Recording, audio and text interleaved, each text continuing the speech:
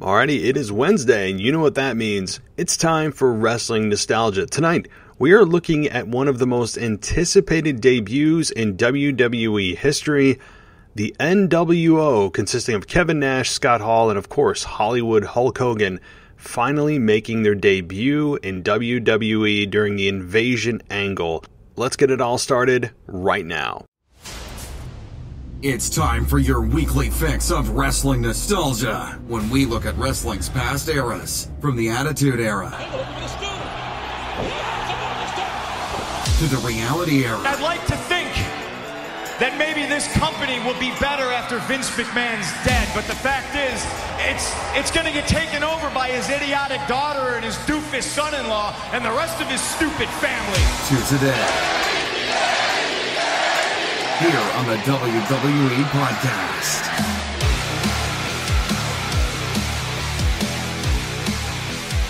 All right, everybody, welcome to the WWE Podcast. It's time for some wrestling nostalgia. It's time to have a little fun on this January 6th, 2021. A day that many of us may not forget. Just an insane day in the news or in politics and everything else. And, you know, I want to be here and I'm going to be here to take your mind off of it. But it's hard not to address right up front. And, maybe my other co-hosts may as well. And this is certainly not a political podcast, but man, this is insanity. I'm not going to give you my political leanings here because it's, whether I'm pro-Trump, anti-Trump, it's damned if I do, damned if I don't. And I don't want to turn any of our listeners off. I'm not being stupid about it, all right? I mean, I'm not going to give away my thoughts on politics in terms of my leanings, Democrat, Republican, whatever. But I will just say this objectively, that it is a day that I think we're going to look back on. And I think we'll look back on it as a day for change. As a day that maybe frustrations came to a boil. And, a lot of people are comparing it to the Black Lives Matter riots and all that. And I guess I'll stop there because there's lots of comparisons and lots of things I could say. But again, we're here to talk wrestling. We're here to talk wrestling. And that's what we're here to do because we are here to talk about things that don't really matter, but they really matter to take your mind off of things and get you out of that stressful life maybe, or that stressful scenario, and just dive in and enjoy wrestling. And tonight, we're looking back at an angle that began in 2002. Actually, at No Way Out 2002, when WWE was still known as WWF. That's how long ago we're talking. 19 years ago nearly. And it was done via, as they were labeled, a poison. And Vince labeled them a poison that he was going to inject into WWE. I remember the SmackDown, I believe it was SmackDown, before he announced to what he was doing. Throughout the show, he was shown backstage, sitting in a chair, looking in the mirror, talking to himself. And it was just kind of like rambling and looked like he was out of his mind. And at the end of the show, he finally reveals that he's going to inject a poison into WWE. It's going to be the nWo. And that's how we were privy to nWo finally making their way to WWE. And of course, we're going to get to the audio of their making their debut and the subsequent storylines, that followed, which are significant but somewhat disappointing in other ways. We're going to get to that. But first, guys, thank you for joining me here on the WWE Podcast. And as we get closer and closer to the Royal Rumble, I am interested in asking you guys, I'm interested in if you want to know, if you'd like to watch or live stream with me the Royal Rumble pay-per-view, where we can watch it live together. Is that something you'd be interested in? And I could do it via YouTube. Just create like a private link and let me know, because I'm very interested to hear if you'd like to do that, where I could just pop up my laptop. We could watch it together. As the show goes on, you'd see my reactions in real time. No safety net. It's live as live can be, but interesting. Just a little thought, especially for my members on Patreon. We're also getting an ad-free experience for every single show. So if you don't like the ads, that's your place to go. Patreon.com/WWE podcast, because you get everything ad-free. Everything. So just a little plug there for that. And my website is just about back up to normal. We're working on it. I really screwed it up. I mean, that was my bad. I had to hire my tech guy back and have him fix it up. So that should be a little bit better now if you're interested in that. Follow us on Twitter at wrestling_audio. And email us at realwwepodcast@gmail.com with comments, questions, suggestions, complaints, whatever. That's the place to drop your thoughts. Also, tomorrow we're going to be doing a NXT review with Zach Smith, who's returning. And we also are having our mailbag, which I may be dropping at the same time I drop this show. So don't be surprised if you see, obviously, this show and that one with the mailbag. A lot of last-minute questions came in. So we're going to be, of course, addressing those and answering them live on the air. Very excited to see some, hear some old voices and some new ones that look like they're there. So, all right, well, let's get into the nWo, guys. The New World Order. Now, admittedly, I was not really a WCW Nitro watcher. I knew who the nWo were. I remember seeing them just as much as I would see a DX shirt at the time. They were extremely popular, as they should have been. One of the most, if not the most successful group of all time, you could argue, in all of professional wrestling. There's an argument to be made there. However, they did get watered down at the end. It felt like everyone joined the nWo, which made it less special. That is, again, I've seen clips and interviews. That's how I know this information. And again, WCW never really drew me to their product. They just didn't. Their show wasn't as clean. The announcers weren't as good as Jim Ross and Jerry the King Lawler. Their characters weren't as believable. It just didn't have the WWE flavor during the Attitude Era. So it wasn't my cup of tea in WCW. And again, that said, doesn't mean I didn't know who the stars were. Certainly, even if you didn't watch WCW, you know who the hell Hulk Hogan is. You know who Kevin Nash and Scott Hall are more often or more likely than not. So you knew who the nWo were. The infamous spray painting of the back of the nWo letters and the T-shirts and Hulk Hogan turning heel at Bash at the Beach in '96. All of that. I mean, you can't miss it. It's impossible to avoid. So that was what was going on at the time, obviously with nWo and WCW being the biggest group. And then once WCW was bought by Vince McMahon, I believe it was in March of 2001, WWE was pressured by fans, or really fans were asking, when are we going to see the big names, right? Like, where's Hogan? Where's Flair? Where's Sting? You know, where's Nash and Hall and Goldberg? Like, and I agree. I remember saying the same thing, and we got like the B team in the first Invasion angle. We got the B team. I mean, we had Diamond Dallas Page, a fairly big name in WCW. I mean, we had Rhino, I remember, from ECW. I mean, we had some names in there that were somewhat big. The Dudley Boys coming from ECW, of course. I mean, but we didn't ever really get those big top tier names that you really should have before you do an angle like this, or find a way to make it work. Now, you may be asking, well, why the hell didn't they bring them in? Simple answer, really, for most of them, is that their contracts with Time Warner were still going on, and they had guaranteed payouts. Guaranteed. So they weren't going anywhere. They were going to sit at home, collect their checks from Ted Turner, and then once they were alleviated of those contracts, WWE immediately contacted them. So there was that period where they couldn't bring them in because of the contracts that they were under with WCW, even though they were currently bought by WWE. The problem was that, and really, I understand why. Why would they work when they have guaranteed money coming in? Totally understand that. So that was the reasoning for not bringing in the top guys. And of course, it took Goldberg a couple of years to get there. He didn't debut until 2003, I believe, to face The Rock. And Sting took what? How many years to get to WWE? Like 13 years to get to WWE after WCW was purchased by WWF at the time. You know, only to debut and have Triple H beat you at WrestleMania. It's so ridiculous. One of the most awful bookings of all time was having Sting lose to Triple H. And then, didn't he like shake his hand after the match or something?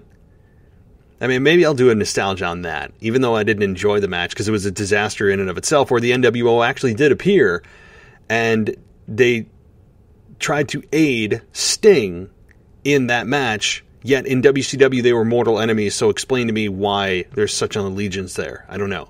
With a company that doesn't even exist anymore. And then DX comes out. It was a disaster of a match. It was nice. I should say it was nice. It was interesting to see all the guys in the ring at the same time. Some of them could barely move at the time. And Triple H using a sledgehammer on Sting, and then Sting shakes his hand after the match. It was a mess. And Triple H going over was the worst part. So if you haven't seen Sting versus Triple H at WrestleMania, go check it out. I believe it was the one that they had, like, it was the middle of the day, which was weird. Was that WrestleMania 31? I think it was WrestleMania 31. Where, because I remember Randy Orton and Seth Rollins having a match, and it was like still daylight, and I'm like, how are they going to do the Undertaker's entrance if it's still daylight? And it was a very, very strange WrestleMania. I never want WrestleMania in the sun again. Please, do not ever put it in the sunshine. Keep it in a stadium that is on the East Coast, so we don't have to deal with the sunlight. It just is weird. I don't know. Anyway, little nitpick. But nonetheless, okay, here we go. nWo was the poison that Vince was going to inject into his own creation. Because at the time, guys, the story was that Ric Flair, who had also recently just come in, was partial owner. He had a 50% stake in WWF. And Flair, or McMahon, promised that he would not bring in the nWo if Flair agreed to sell his 50% stake back to Vince. Of course, Flair refused to sell, which led Vince McMahon to reveal several vignettes over the next several weeks, with Hogan, Hall, Nash, and who were the original three members of the nWo. And they appeared as McMahon's hired guns. So, yeah, I'm reading it a little bit, but I wanted to make sure I got the full story. Now it's all coming back to me in terms of the setup. I want to give you guys the setup too. So they were indeed portrayed as McMahon's hired guns. They were the ones that wanted to destroy. They were the ones that were brought in to destroy his own creation.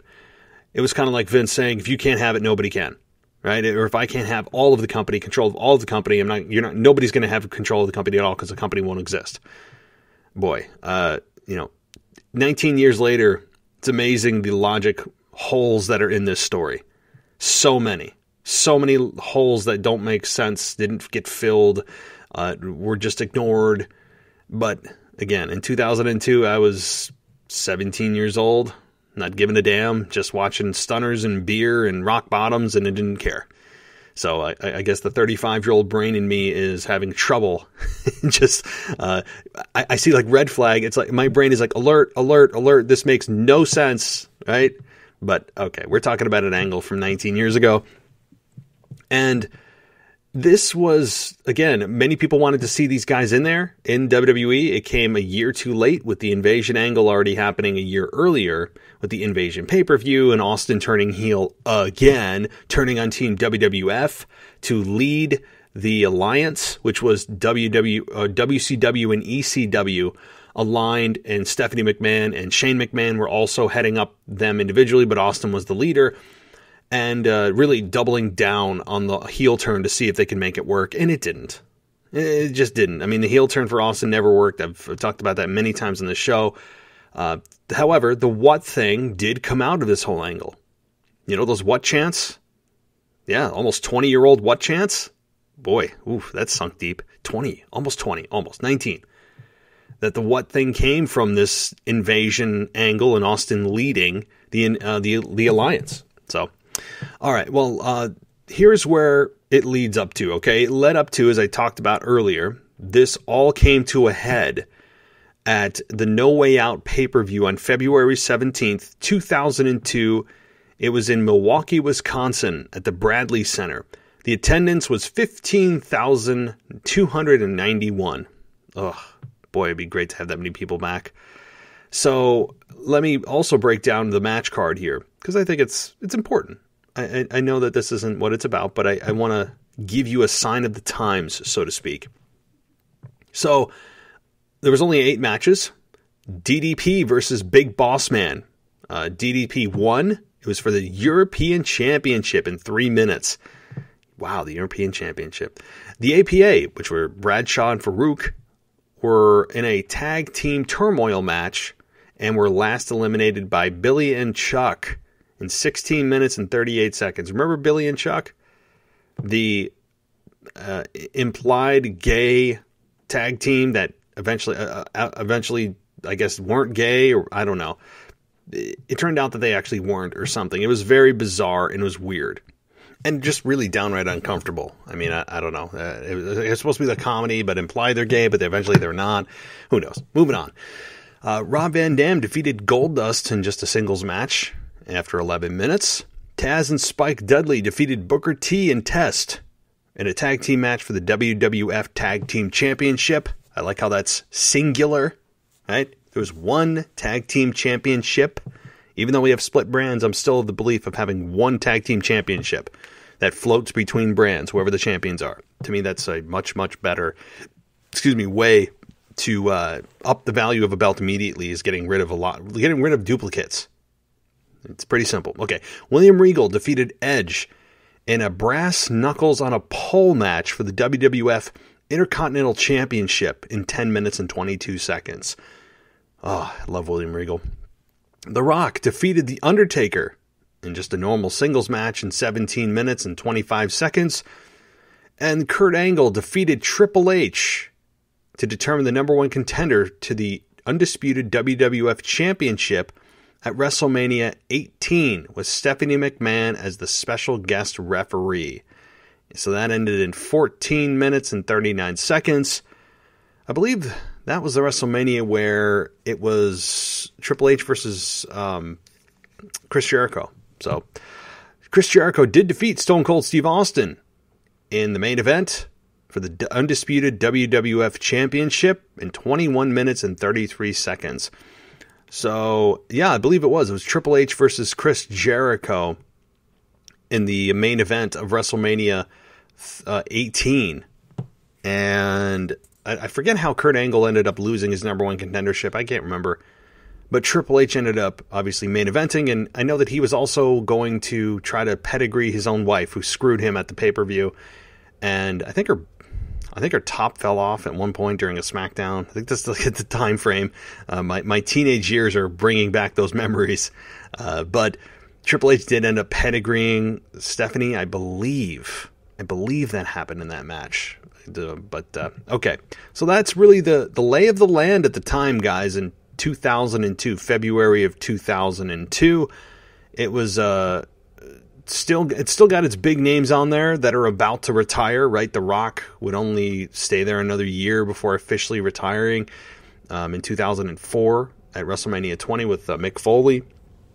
And then, of course, Stone Cold Steve Austin would have his final match in March of 2003 in Seattle, Washington at WrestleMania 19. So we are really, at the very tail end of the Attitude Era, and this is really where the Ruthless Aggression Era began, is in 2002. So it was that kind of crossover time period, very transitional time, and the time when Austin was just about to walk out because of the whole King of the Ring deal with Brock Lesnar. So, all right, well, let's just listen to some audio here. Let's listen to the introduction of the nWo that took place at No Way Out, and let's take a listen.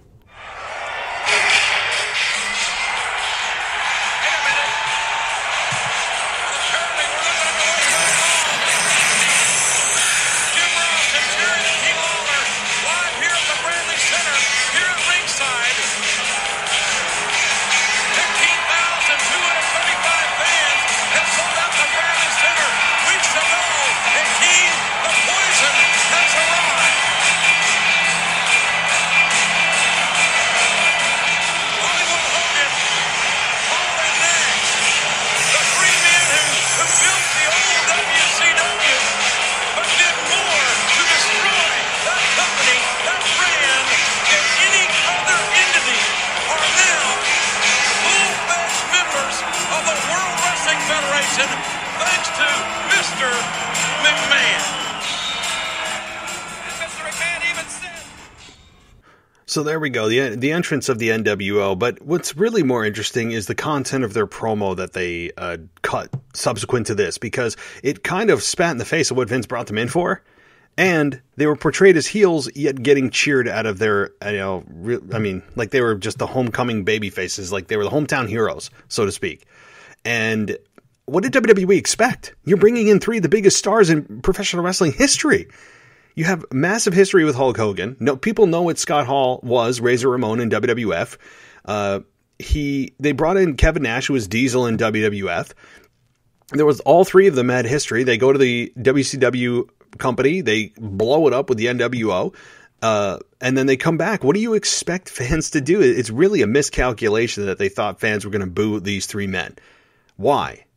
Because the fact of the matter is a lot of WWF fans watched WCW. I don't think there was massive loyalty when the company was bought by WWE at WWF, and the WCW fans who were in the arena going, oh, boo, no, we don't want to see these guys. We're WWE all the way. No, the Monday Night Raws are over. I mean, there's no logic for anybody to boo these three men. You won the war. You're bringing in the stars. You know the big stars that they could work with now in WWF. I don't know. But here, so let's take a listen to Hulk Hogan and see what he has to say. Pretty damn interesting. I mean, we might be a little richer and a little more famous, but, I mean, we're not here to kill the WWF. We're here to make it better. That's a relief. All we want to do is give the WWF fans exactly what they want. And all we want from you is a chance. But it's up to all you out there and all the boys in the back if we get our chance. That remains to be seen. But I can tell you one thing right now. In all sincerity, there's one man who gave the nWo a chance, and that was Vince McMahon.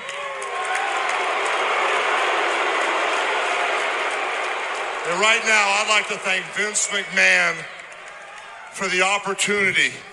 And I want to tell you, Vince McMahon, we will not let you down. God bless Vince McMahon. Thank you. And God bless all of you, too. And last of all, God bless America. Thank you for the chance. Can we give him a chance, JR? I can't speak for you. I don't buy into one word that we just heard. Ralph Corny is saying. I mean, that's going to be taking 5 minutes again. I mean, God bless America. Who's the human being about America who can care less about the fans that are here? These three guys care better. So there we go. We got a promo from, well, not just Hogan, but also, I mean, Scott Hall and Kevin Nash did also speak. But Hulk Hogan talking about just give us a chance. Right? Just give us a chance. And JR not trusting them. But all the fans were buying into it. Until they mentioned Vince McMahon's name. I mean, it was all positivity, love thrown their way. And it's not surprising when they get to WrestleMania with The Rock, of course, that people booed The Rock and cheered Hulk Hogan. People were already kind of sour on The Rock for doing a movie, kind of seeing that he could step out of WWF. They felt betrayed. And then you, of course, get Hulk Hogan, who is the homecoming hero and who hasn't been in WWF in how many years. And now he's back. And it's just the love and support. It's the reunion. I mean, I don't understand why it was so hard to see. You know, at the time, maybe during, the storyline, people should have probably realized, hey, listen to the crowd reaction here. I mean, I remember listening to it. People were cheering Hulk Hogan all the way up till WrestleMania. So why is it a surprise when you get to Toronto that people are going to cheer for him again? And boo The Rock. The Rock, who is kind of a mainstay, and again, one kind of foot out the door now. He's starting to dip his toe elsewhere. With I believe his very first role was in the Mummy. Mummy Returns. So the Scorpion King. So this was certainly to me not a surprise that the crowd reaction was the way it was, and it was also nice. One thing here, if you didn't notice, was they called the fans exactly what they are. WWF fans. Do you hear the other stupid phrase? No, I don't. It's so refreshing to hear, and you, the WWF fans. Yes, because that's what I am. I'm not a universe, okay? I am a fan. That's what I am.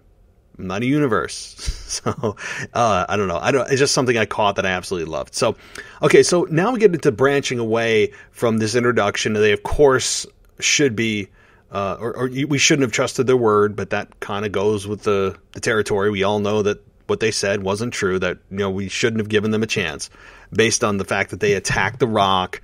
Hulk Hogan even backed a semi into the ambulance he was being driven into. I think he drove a semi right into the ambulance, and somehow The Rock survived. I mean, that was a little over the top, but he even beat The Rock in a tag team match, I believe, leading up to WrestleMania. It may have actually been the Monday Night Raw, the go-home show to WrestleMania, where The Rock was beaten cleanly in a tag team match against Hulk Hogan. I remember that. The fans cheered when he hit the leg drop, and then The Rock actually lost clean, and I'm thinking, oh my God, The Rock never loses clean, especially in Monday Night Raw. I remember that. And The Rock certainly got his revenge at WrestleMania to the fans' dismay, which turned The Rock heel. And The Rock heel is a really good Rock. I mean, we got really good versions of both for The Rock. The Rock can play both, whereas Austin just was always meant to be a babyface. And so that there's a bit of a diversity there from the two top guys in WWE. But The Rock as a heel is always a brilliant Rock, and it was just time to turn him heel at that time. And so obviously we all know what happened, and Goldberg returns in 2004. I know I said early 2003. I thought it was 2004. And that led to, it was a 1-year contract with Goldberg. And nonetheless, we get the other match that really sprung off of this with the nWo, and that was Scott Hall versus Stone Cold Steve Austin. And I remember thinking to myself at the time, why? Stone Cold's a bigger star than The Rock. Hulk Hogan is the biggest star in professional wrestling history, and Stone Cold Steve Austin is the biggest modern era star at the time. Why the hell wouldn't you put these two together? I remember thinking that, The Rock always felt like second fiddle to Stone Cold Steve Austin in terms of crowd reaction and popularity. He just did. And I think I'm fairly safe in saying that. As great as The Rock was and as popular as The Rock was, I don't think he ever really got to Stone Cold's level. But it just felt wrong to have The Rock versus Hogan. I'm like, yeah, that's cool, but Austin's here, man. Why are we not doing Stone Cold Steve Austin versus Hulk Hogan? How is this not happening? How is this not happening right now? And of course, we get information in the later years, and really in the last few years, from Austin. And he goes on to say that he wasn't in the right headspace, that he felt maybe his style wouldn't work well with Hulk Hogan, and that maybe Hulk Hogan wouldn't be able to keep up with Austin, and Austin was had a very high bar set for the quality of his matches, and that, again, Hulk Hogan maybe not be able to keep up. But I don't see the need for that. I mean, we all know the limitations of Hulk Hogan. Even in 2002, he never, and even in his prime, which was, I would say, late 90s, mid 90s even, that he was never super agile. That was never his thing. He's a larger-than-life character that can do minimal wrestling moves in the ring, that was very contagious, great wrestling voice, super popular, could cut promos that would just excite the crowd, had a gimmick that just clicked perfectly, big body guy, larger than life, but inside the ring from a actual wrestling quality perspective, yeah, I mean, not exactly your quote 5-star match of 2020/2021. I mean, how we would define a match now, Hulk Hogan would get a 1 out of 5 in terms of match quality. It's just wrestling has evolved. Although I'm still of the belief wrestling quality comes second to promos and character, but maybe I'm in the minority there.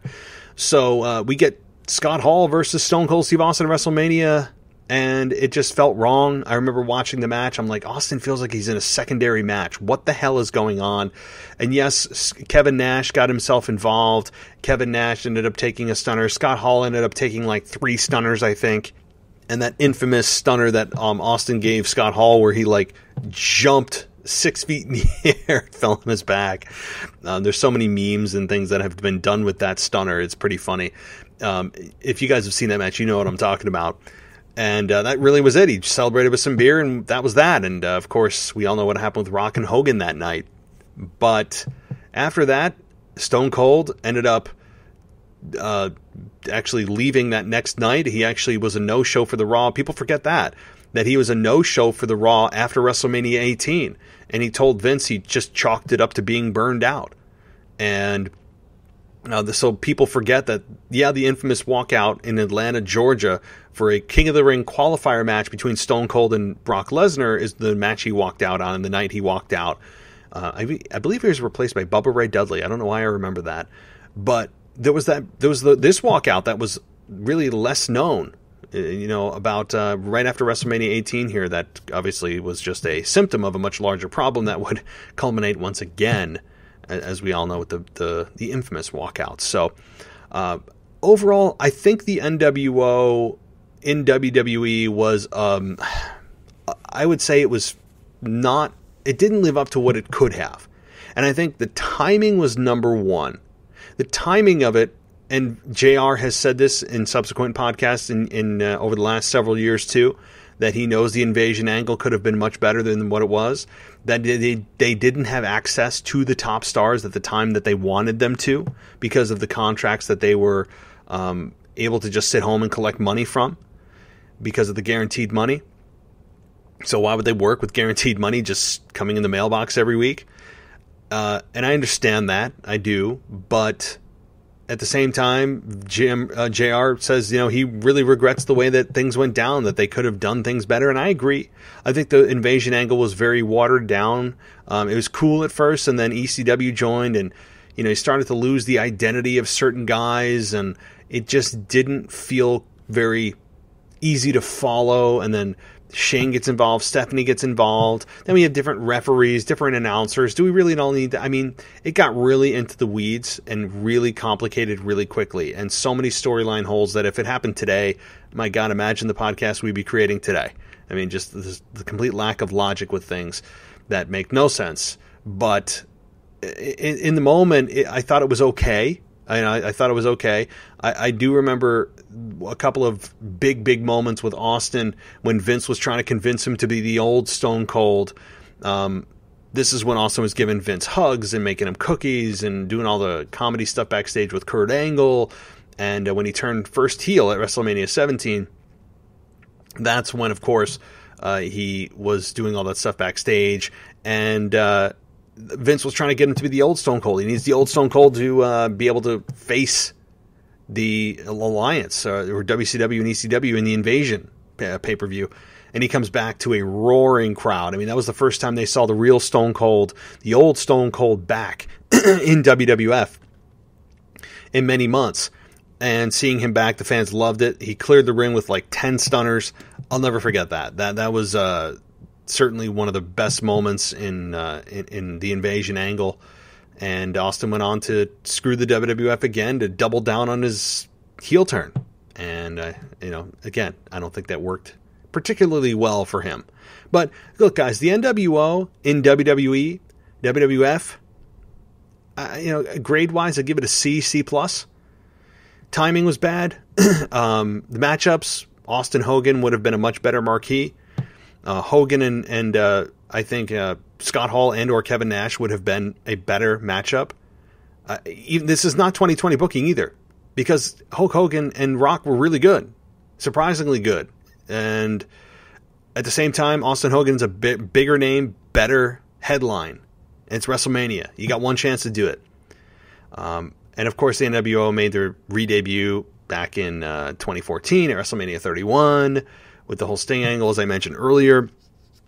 And Hulk Hogan would go on to be just back into the red and yellow, back to Hulkamania. Fans were losing their minds. I was losing my mind up here in upstate New York when he came back, as he was the, quote, bombshell that Stephanie McMahon said she was going to drop on SmackDown, which I was able to luckily enough attend, which was the return of Hulk Hogan.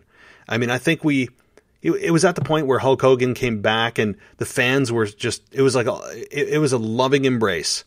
It was a reunion, a reuniting of fans that grew up with Hulkamania, that were in my age group, or maybe a little bit older than I was, but understood what Hulkamania was and what Hulkamania meant. And in the arenas, it was at the time, you may or may not remember, back in 2002 and 2003, when Hogan went back to the red and yellow, but he would get the ovations that would last like 10 minutes, and he wouldn't even say anything. People would just cheer for Hogan and chant, like Hogan, Hogan, Hogan, and it was amazing. I mean, without even saying anything, and he would put the mic to his lips, and they would, before he even say a word, that he would just continue, and it was amazing. I'll never forget that. I actually even saw Hulk Hogan down in Panama City filming Hogan Knows Best, where I was on spring break at a place called Hammerhead Fred's, I think it was, Panama City Beach, in 2009, I think it was, at Hammerhead Fred's. I was at a foam party, if that tells you anything. But Hogan made an appearance because his daughter was there, which they were just filming, for the show. And she's on stage, and it was a mess, of course, and my memories are very foggy, but the point is, I mean, he's a megastar. He always will be a megastar. And yet it's comical that I'm saying all these things and then I completely trashed him this past week on Monday Night Raw. But it's 2021, okay? 2002, 2003 was a long effing time ago. Hulk Hogan on my screen in 2021 does nothing for me other than just kind of, I go, okay, Hogan's here. I mean, that's what I feel. And then particularly when he's given a script as bad as it was last Monday. And I mean, it kind of just makes it even worse. But hey, let me know what you guys thought about the nWo angle in WWE. If you haven't really educated yourself on it or seen it, I'd recommend you see it. It's worth checking out because they were the three biggest stars in WCW at the time. I mean, Goldberg, of course, you could argue is there. Sting is there. All eventually made their way to WWE. Everyone seems to always find their way back there, back home, as they always say.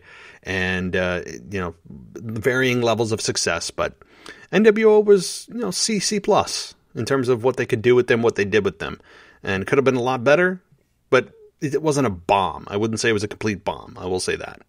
All right. Well, that's all for your wrestling nostalgia tonight, guys. Try to stay off your social media, your toxic social media. That's just a disaster, right? Like go on Twitter or Facebook or Instagram. I mean, I double dog dare you.